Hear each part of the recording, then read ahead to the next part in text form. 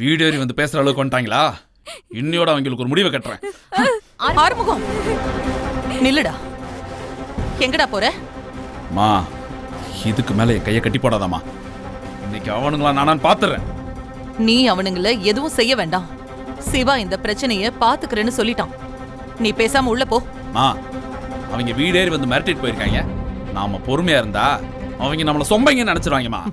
உன்னோட வீரத்தை காட்டுறதுக்கு இது நேரம் இல்ல. எனக்கு காயத்ரியோட கல்யாணம் நல்லபடியா நடக்கணும். நீ அவனுங்களை வெட்டிட்டு ஒரேடியா ஜெயிலுக்கு போயிடுவ. அதுக்கப்புறம் கஷ்டப்படுறது யாரு?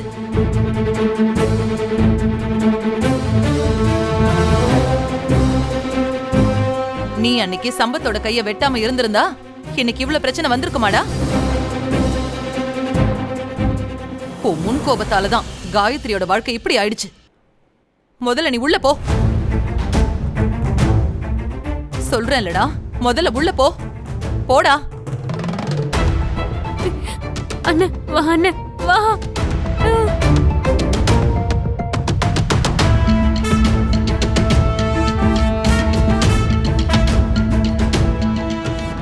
பைரவி, நாளைக்கு நிச்சயதார்த்தம் முடியற வரைக்கும் ஆறுமுகம் எந்த பிரச்சனையும் பண்ணாம நீதாமா பாத்துக்கணும்.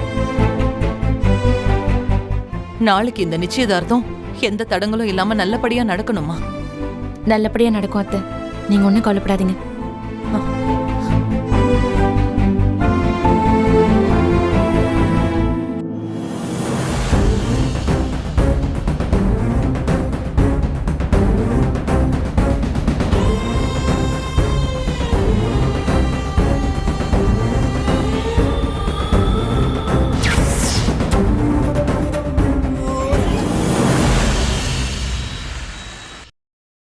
உங்களுக்கு ஸ்கேன் எடுத்து பார்த்தாதான் உங்களுக்கு என்ன ப்ராப்ளம்னு டயக்னோஸ் பண்ண முடியும். சரியா? நீங்க வெளியே வெயிட் பண்ணுங்க. சரி.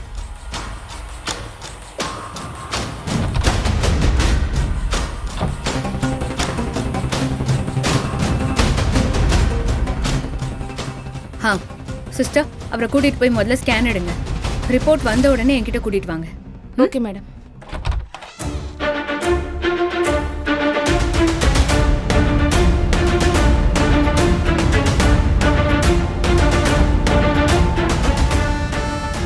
வா சிவா, நீ வருவேன்னு எதிர்பார்த்த.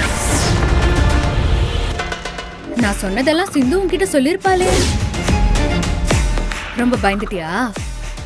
சிந்துவை பயமுறுத்த தான் நான் அப்படி சொன்னேன். என்ன காதலிச்சு ஏமாத்திட்டேன்னு உன் மேல கேஸ் எல்லாம் போட மாட்டேன்.